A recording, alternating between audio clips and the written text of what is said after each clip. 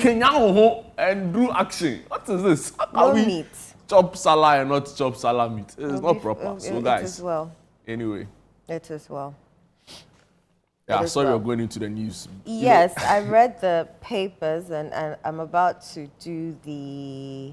It's been a very wild website.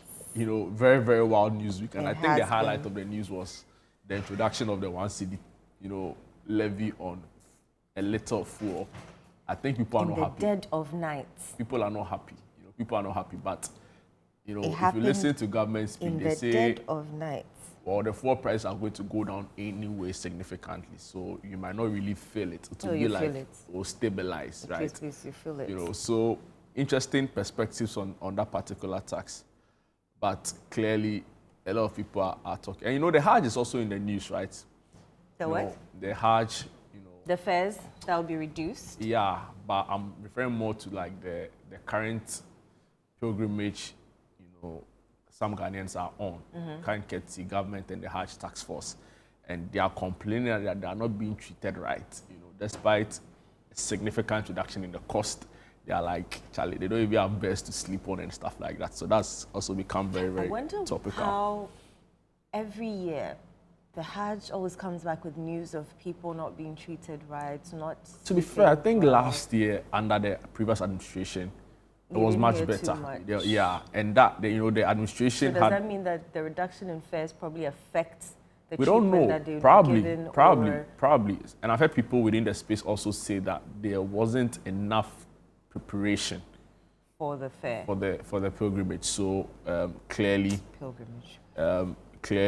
it looks like they were eager to sell out a message that they reduce the cost, but not necessarily paid attention to the quality of the service, right? So all of these have been in the news, and it's been quite interesting, right? So we'll see how that goes. Of course, the OSP. Last night I was watching on CNN. I say OSP say, a former finance minister say, go agree. OSP say you are under arrest. His lawyer said he should be treated better because he has been of service to the nation before. He has been a public servant. Where is he running to? He should be treated better. Yeah, that's what Frank Davis's lawyer said. The OSP and the former finance minister also made an interesting news spectacle. All right, so I have ChannelOneNews.com opened. Some of the stories you'll find on that portal. Interpol declares Oforiatta wanted for using public office for profit. Hold on. Yes, there we go. FAWAG welcomes Mahama's plan to ban wooden school furniture. Strike continues until we're officially served injunction. GRNMA. Don't hold government to ransom. Return to work. Akando urges nurses and midwives. Frank Davis. OSP's denial of Oforiatta's medical report. Absurd. OSP is Ghana's strongest tool against corruption. That's according to Kisi Ejabing. Other stories you'll find. Food vendors urge government to boost public education on planned takeaway pack ban. When I heard this ban, I was thinking of Enna and how excited she'll be that they're going to ban styrofoam. Western North region in Awin, MCE assures swift action on dangerous Iwabra Bridge. David Beckham to be made knight in King Charles's birthday list. Ataisa defends government's fuel levy hike. June 3 disaster, Ladi Ayanini criticizes state's failure to implement recommendations. In the Ashanti region, Kwabere East MP blames road project delays on financial constraints. Real estate is a long-term game. Merson Capital MD advises investors for a rein for illegally transporting 1 million Ghana cedis worth of cocoa beans, and World Bank to resume Uganda funding after halt over anti-LGBT law. I'll start off with a Daily Graphic Weekend special. They have the big front page story here. Hajj cost relief on the way. President assures of drop in fares, plans to make Eid al-Fitr a public holiday. Comes with a photograph of President, His Excellency John Dramani Mahama, shaking hands with Sheikh Osman Nuhu Sharabutu, the National Chief Imam at the 2025 Eid al-Adha celebrations at the Independence Square. Also on the front page, Vice President advocates Unexplained wealth orders to fight graft. Story on page 5. Tree for Life initiative takes off. Story on page 14 of the Daily Graphic weekend special. Back page story, some boxing related news. Alote Mohammed aiming to make bold statement on June 13. That's a big bout that should be happening on the set date. And let me take you to the citynewsroom.com. Some really interesting stories, right? So front page or front big online story, we haven't been served injunction notice. Strike stance. That's coming in from the Ghana Registered Nurses and Midwives Association. I told some selected health centers with the minister on Friday, and clearly you could tell that the strike was having an impact, right? So we want to plead with them. They should come to the table like the minister said. Also here, ban on wooden furniture in schools won't affect producers. That's coming from the Furniture and Wood Producers Association of Ghana, FAWAG. Also here, Akando urges dialogue to resolve nurses' strike, cautions against rushed decisions. OSP's denial of Oforiatta's medical report, a blatant falsehood. Frank Davis was speaking. The OSP is Ghana's best bet in tackling corruption. Kissie Jabin speaking there. I oppose the publishing assets declaration. It's unhelpful. Kissie Jabin also speaking. I think he was speaking yesterday at some anti-corruption, stakeholder engagement. Professor Nana Opoku-Agyeman backs legal measures to target unexplained wealth. In the Ashanti region, the regional minister has been speaking, and he said that Mahama is committed to tackling youth unemployment. Kokobor drowning in a 33 billion Ghana cedi debt, acting CEO reveals. And the Foreign Affairs Minister, Okudzeto Ablakwa, has announced that Ghana no longer requires visa to travel to Morocco. I mean Ghanaians, I beg your pardon. And finally here, air of impunity over Sakparu backs Interpol red notice for Oforiatta. Sakparu is a member of parliament on the ticket of the NDC for, I think, Sisala West.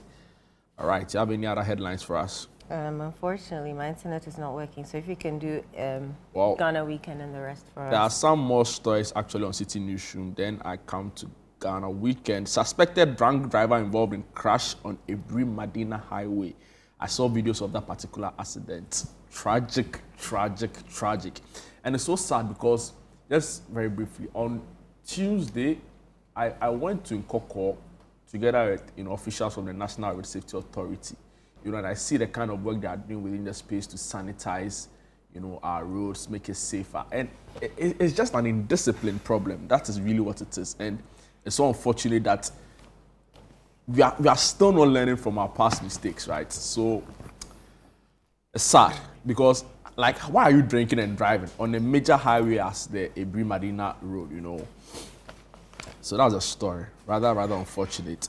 The Greater Accra Regional Minister is also in the news as she made some donations to the Muslim community on behalf of the president and urged Muslims to pray for peace and support national unity. Speaking about her, when will our street lights start functioning? Because yesterday, you're taking a sip of your tea, because was it yesterday, the accident that you just mentioned, the place was dark. I saw people trying to video what had happened. So that's actually different from what you're referring to. So I'm sure what you're referring to was on the Legon bypass. Yes, the Legon bypass. Yeah. It was so dark. Even as people were trying to video what was happening, you couldn't see anything. This morning I saw. All I heard was, I mean, come on. Serious. Charlie, this country and I'm sure the person who was driving, he didn't know the road and he was going fast. And apparently there was a ramp. No, there was a ramp there which he flew over and the other car hit him, and it was all sorts of chaos on that stretch. So we understand that he flew from the top of the overhead and fell onto the car at the bottom. See, the truth of the matter is that this country, right, it is by the grace of God, we should be seen to be doing our part, right? But if you go out there, you come back safely. Oh yeah, you thank God. It is the grace of God. Go on your knees and that being said, our authority should do better. And like I said, I see the road safety. I think they've come under quite some fire recently. But the truth of the matter is that it's a seriously underfunded office. That is what it is. You know, but they Are seem... they under the Ministry of Transport? Yeah, I think they're under the Ministry of Transport. You know, that's their mother body. And they don't really have... So their power is to just tell people what to do, right? And beyond telling people what to do, there's not really much aside like going to court and stuff like that. I don't know how the bureaucracies in the system work. So I think the minister, you know, should pay very keen attention to the activities, because clearly what we have seen in recent weeks and even days, right, it doesn't make for pleasant reading at all. I'll give you some of the headlines. Can you on imagine Ghana Weekend. somebody went to tie a cow to a railway? Like just a old dream. You don't understand. You know, you go and take a cow, look at a cow, and you tie the cow to a railway line. Knowing very well that it's an active Knowing that it's a very thank you. Knowing You know, very well that it's an active no regard for human life, no regard for due processes, just indiscipline. Absolutely you know, nothing. Reckless abandon. No care in As the my world. teacher in Accra would say, reckless like just you don't even understand the thinking behind certain things. You know, and for me, it will continue until punitive measures are taken. So like this one, like this, you catch him, right? You put the camera on him, you send him to court. You, of course. And fine him. Yeah, he should go through, and he derailed the train. Yeah. Elsewhere in other countries, like by now his headline, his face is everywhere. Everywhere. You know, so I think that we don't pay attention to the law, right? And the punitive measures, they don't bite. If you go and arrest him, someone will come and beg. Some chief, someone will come and beg. But you remember the one that happened at Mpakadan? The guy was jailed, right?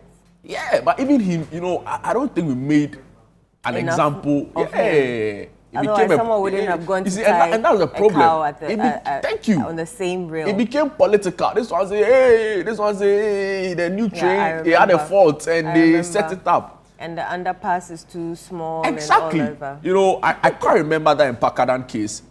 When it happened, what happened was that when the matter came up, it became an NDC MPP football.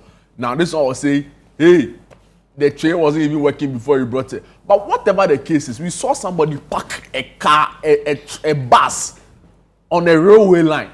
So you see, Charlie, we have to change certain things. Number one, our own behavior as a people, right? And I'm not saying everyone, but there's some level of irresponsibility, you know, in our midst, and it's also your responsibility to ensure that when you see some of these things, you call them out. Sometimes it will be unpopular, but it is the right thing to do. If you think that it's beyond what you can do in terms of threat level and all of that, you tell the police or you tell law enforcement, and they should come in. But you can't go and tie a cow to a railway line. How? Like, in which jurisdiction is this acceptable? It was waiting for Eid. I don't know. For all you might know, he's not even a Muslim, right? Or he doesn't even celebrate Eid. He was waiting to be For all you might know, he's been doing Eid. this for a very long time and nothing has happened. And he still thinks it's right. He still thinks it's right and he's We should use him as an example. I think that's the only way we can begin to sanitize our system. Let me bring some of the headlines on Ghana Weekend. I'd choose Speaker Bagbin for a dinner date. That's according to Nakoyo. Mauli Gavo named Ambassador for Global Entrepreneurship Festival 2025. Potapaz management slams defamers with legal threat. Where is that guy? Yaki named in Forbes Africa's 30 under 30 class of 2025. Congrats to her. Ghanaian band Santrifi set to perform in Russia. Lil Wayne drops highly anticipated The Carter 6. Wow. Grammy winner Thames receives Billboard Diamond Award. No more recording for me, because Daniel hints at retiring from music. Denise Asafwaje becomes first black female urology resident at Columbia University. Rocky Dawuni to headline Afro-Kingston Festival in Switzerland today. David Beckham set to be awarded knighthood. Other stories, Trump open to reviewing Diddy's case despite no pardon requests so far. Offset deletes social media accounts following backlash over son's hairstyle. Guys from Kumasi Swami are very stingy. Don't date them. Felicia say to ladies. better set odds on Didi's fate. Wow, they're almost touching with Didi. Trial and so. Oh, you seen the best friends fighting on Twitter and. I wanted to come to that, but I've just cooled down for them. Fighting on Twitter and. I'll just cool down for them. He's fighting. Trump is posting on the other. Is it Threads? Truth Social. Truth Social. That's his own social media. That's his own social media platform, and then they'll screen grab it and kind of put it on. Interesting times ahead. Interesting times. The only shock is that it came earlier than normal, but everybody within the space. Has it been 6 months? It has. We're in June. Yeah, if you look at even earlier from the fact that Elon was on the campaign with him, probably longer, right? The only issue for a lot of people is that this, breakups, it came too early. It came too early. But that kind of friendship never find me, where you have an issue with me and then you start spilling, the things all that I told things, which you are, in quite confidence. What kind of friendship is that? So we can't be friends and fight without, spilling the beans or spilling secrets that I've told you. Oh, what kind of friendship is that? May that kind of friendship never find me. May you never locate Amen. Thank you. Say it again. Amen. May never locate me. But it's interesting. The world's most powerful man, right? And the world's richest man. Yeah. I've heard other people describe them in different ways. Say that they have the emotions of a 9-year-old. I'm not sure what it is really, but clearly it doesn't augur well. And we may see it as just a mere fight or a mere banter on social media, whatever it is. But the truth is that it could have serious implications on smaller economies, on developing economies like ours, right? Because if Trump, and he can be very impulsive sometimes. Very impulsive. So, and if he just wakes up one day and he says that, hey, he's canceling certain contracts and all of these things, I'm not really sure the direct relationship would have with us yet, but in the long term, so it is something we need to pay attention to, and I think that he's trying to move beyond. Yesterday, I watched an interview where he was on the Air Force One and they asked him, the latest, like, well, what does it make of? It's like, Charlie, I'm dealing with Iran, I'm dealing with China, I'm trying to get Russia and Ukraine to cease fire, right? So Elon is the last thing on his mind, and he went on to wish him well. So I hope it ends that whole spectacle. And Charlie, I hope so.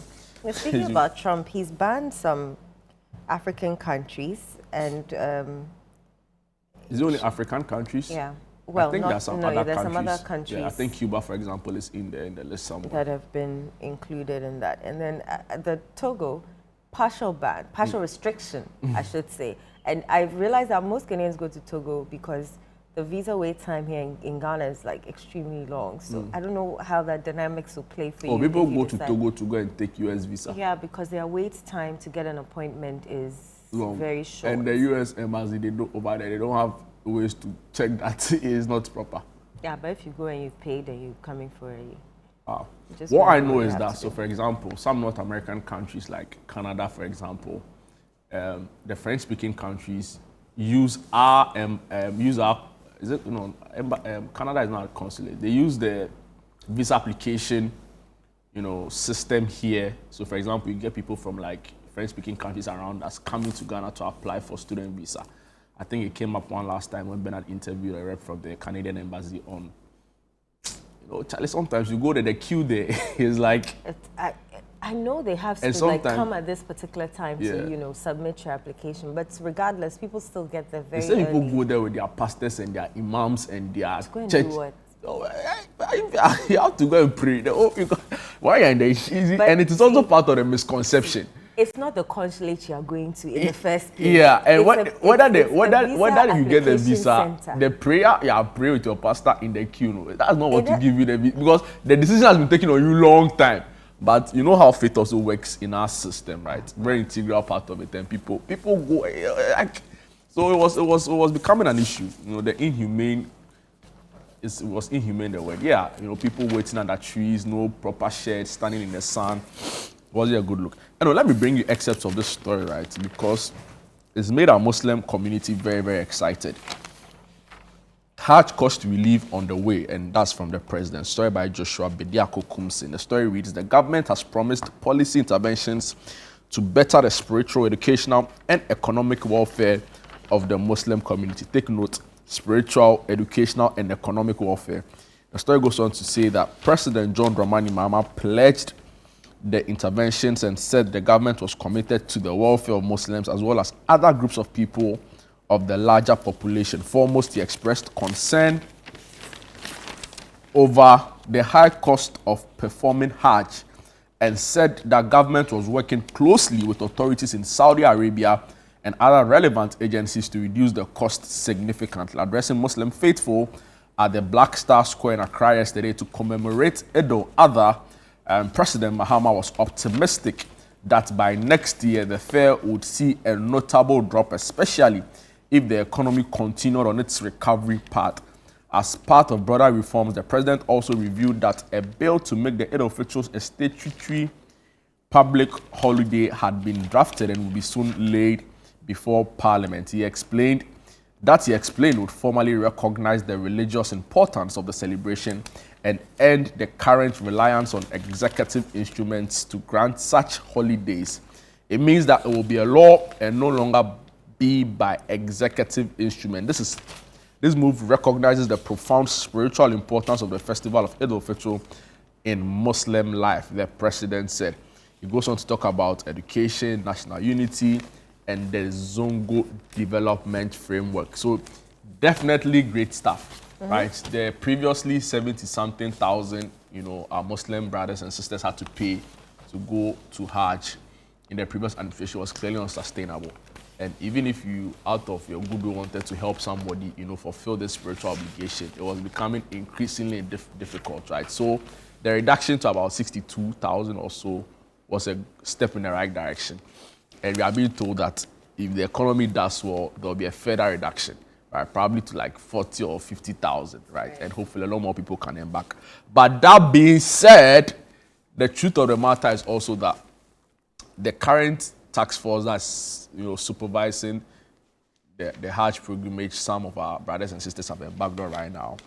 I've had some serious criticisms come their way with regards to care for persons on board, their sleeping area. There was a video widely shared on social media about the conditions, some of the pilgrims were on. So I hope that they are also paying attention to this. My very good friend, Honorable Collins Dauda, he's part of the team, and also our favorite Proverbs man, ABF Hussein, they have to, I hope it's come to their notice and they are working to effectively resolve all of those concerns. The thing about Salah, some of the meats that you didn't get, some of the story here on how you can spice your Salah meats in The Spectator, so you can... Meats that I didn't get, so you won't tell me how to spice. You can pick it up. They should bring the meat and let us. Who authored the spice? Linda Brefi Wade. She should come to the show and come and show us how to spice the meat. You should bring the meat and come and show us. There's a story here that caught my attention. GJA President John Ford files nomination to seek re-election. And so he has filed his nomination to seek a second term as president of the association. And so we wish him well in that direction. What do you make of his first term? I think he's done well. Out of 10? I'll give him an 8. Hey! 8? 8 is A. 8 is not A. But what school did you go to? 8 is A. No. How is A not? How is 8 A is not? A. So what is A? A is 9.5. Oh, please. 10. That is unrealistic standards. It's please. not unrealistic. If What school did you go to? Legon, 80% is A. Please, where I'm coming from. In fact, Lagos is 75%. It's 75, that's A. Tech, it is 80. UCC, it is 80. Everywhere, A is 80. No. So your school is what? No, 85. Where? Central? Yeah.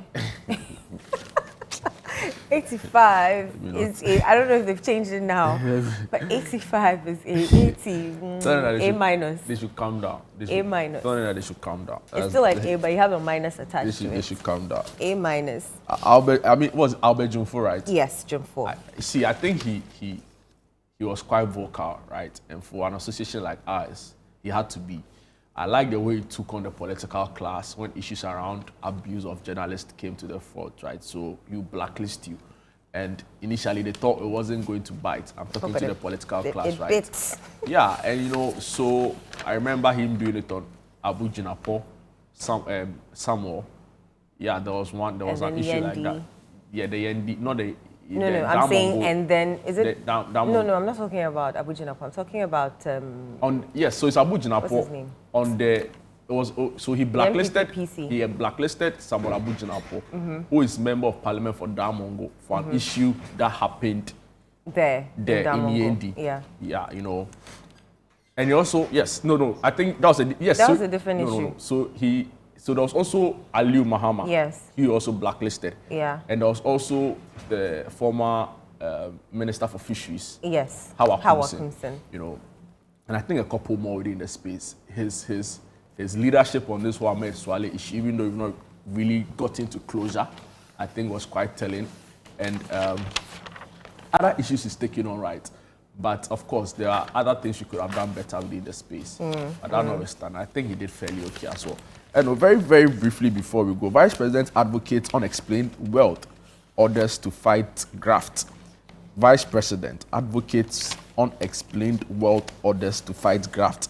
Very brief excerpt, story by Diana Mensah, Daily Graphic Weekend Special, page 5. It says the country needs to adopt the unexplained wealth order, UWO, across all facets of society as a critical tool in the fight against corruption. The Vice President, Professor Nana Jero-Pokuajima, who made the call, said the WO, a legal tool used to investigate and recover assets suspected to have been acquired through illicit means such as corruption or money laundering, was necessary to expand the anti-corruption fights beyond the public and civil servants across every sector. Speaking in Accra yesterday at the African Union High-Level Conference, which focused on Ghana's anti-corruption architecture, the Vice President stressed the need to legislate unexplained wealth orders, extend their application to both public officials and private citizens, while anchoring the principle of reverse burden of proof in the Constitution.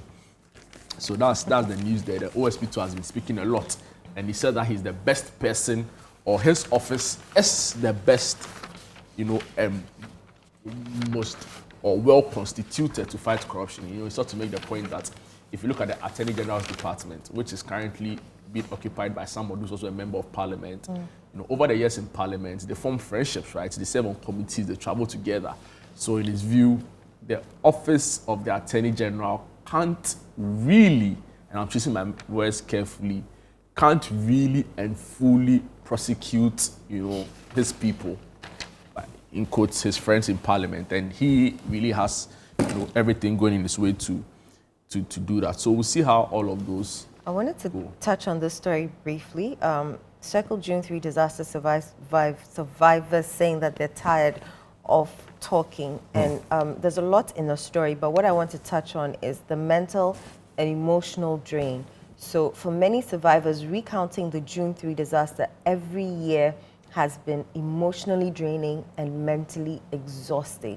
And believe you me, I can tell you, I can bet you that nobody has, even suggested that they go and see a therapist to help them through it. So one of the survivors said that anytime he passes through Circle, he has to close his eyes because he cannot open them. He doesn't want to see the Goyle station or where the incident happened.